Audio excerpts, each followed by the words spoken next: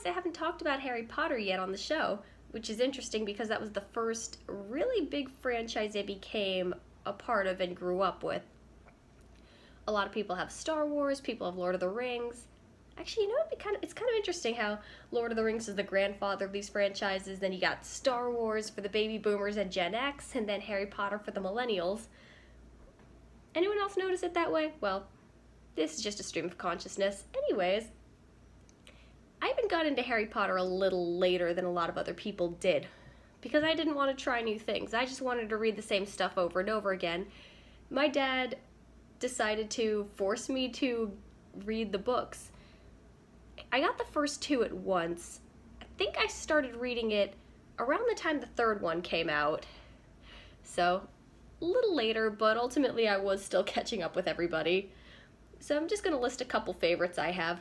Also, for starters, my house is Gryffindor. Every personality quiz I take, always Gryffindor, so proud of that. My favorite book is the fourth one, because I like the lightness and the darkness aspect of it. It's got a good balance of both. I like all the details, I like all the different stories that are going on, but I really, really like how, I like their awkwardness. I think that's when the characters are starting to date, starting to get into that, and all the awkwardness with it is so much fun. I enjoy that element of it, but it's never overdone. It feels the funny side of growing up, and I think that's great. Not to mention, it doesn't feel too melodramatic. You got a good balance of everything. I like the stuff with Fred and George and Ludo Bagman. So it's funny. I always mispronounced it as Ludo for some reason.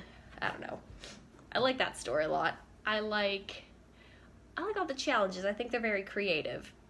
And it's really cool to see more of the wizarding world. I liked that a lot. That you get to see Durmstrang and Beauxbaton. You get to see more of the wizarding world and realize, okay, Hogwarts is not the only school out there. Then you actually get to see Dumbledore explain calmly to Harry, ask him calmly if he put his name in the Goblet of Fire instead of that intense scene from the movie that nobody's ever going to forget about. My favorite movie, I tend to like the first two because I like the practical effects. They're good introductions. I like the child actors' performances. It's really sweet. It's charming, and I think a big part of it is the practical effects. I like the stories the best. I like the storytelling the best.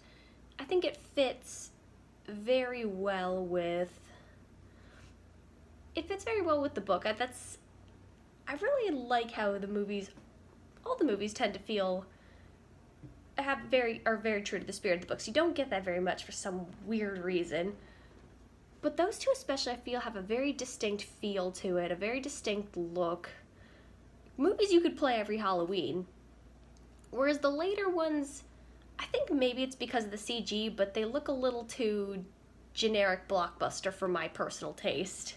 Whereas the first two really had more of this unique world. I liked with the sets and the creative tricks and the camera work.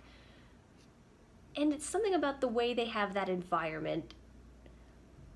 And even if I had to pick between both of them, I'd probably say Chamber of Secrets is my favorite of the movies. Because at that point, everyone's kind of found their footing, and the kids got to know each other a bit more, and they had a little more experience. Even though the actors don't like looking at their performances from the older movies, which totally understandable. The second one's always great. Favorite character. Interesting enough, the more I read it, the less I like the main trio and the more I like the side characters. Maybe it's overexposure or what, but I find I liked Luna a lot growing up. I liked her. She was fun. I think it's because I knew somebody who was exactly like that. Someone who was this very ethereal, wispy, highly intelligent person. My favorite teacher is McGonagall because I like that tough but fair thing she's got. And she very rarely lets her guard down. She'll very rarely let loose, but when she does, you know it's important. And I tend to do best with a teacher who's going to challenge you, but is not going to be so hard on you that it gives you anxiety. And I saw that in her. She's great. So, favorite character overall would probably be Luna, but favorite teacher, McGonagall. She's great. Oh, one thing I used to do with the books is I used to mark pages for every time I found something funny. One of my favorite moments, it's a really stupid moments, the part where, in the fourth one, where Professor Moody turns Malfoy into a ferret. I laughed hard when I read that, and I still like that for some weird reason. It's probably it's nice to see him get his comeuppance. It's nice to see someone stand up for the main trio. That's a professional who's highly unorthodox. I feel like any teacher who did a real-life equivalent would probably be fired, depending. Well, I wonder if the Defense Against the Dark Arts profession is like the equivalent of tenure. I wonder if that's what Hogwarts professors are like. They don't get fired. Who knows? Anyways, well, until Umbridge comes along. What are the favorites? There's a million favorites you can have with this because it's such a big series. Let's see, favorite candies. Chocolate frogs. I'm all over chocolate frogs. I remember when Borders bookstore was a thing and they used to have the chocolate frogs. Every time I see them, the one gripe I have about those is that they're so expensive. I mean, for a little chocolate frog, it can go up to $5 or $6 depending on where you go, and that frustrates me, but they're so delicious. They're like Crunch Bars, and you get really cool cards. I like the cards are always so cool. I like them. What are the favorites can I have? Favorite villain. Interesting of Malfoy, because he was funny. It's interesting about Malfoy, because as a kid, when you read those books for the first time, he seems like a big threat. But then you get older and realize, oh, this is just a little shit. He's kind of pathetic when you get older and realize, oh, why was I afraid of this guy? There was always something really funny about him, too. I guess it's the rejected handshake. I don't know, there's part of it's the performance from the movies, part of it's also the way he's written, I think, is very, very funny. I know a lot of people ended up liking him unironically. I think I kind of like laughing at him. He's fun. So yeah, favorite villain. Antagonist, I guess. Maybe my favorite mythical creature. As a kid, I think I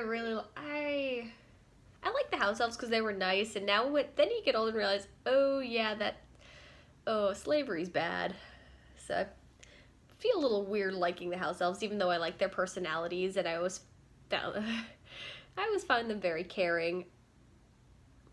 But I think I remember reading how bright the unicorns were. I like the unicorns a lot for the few you've read about them.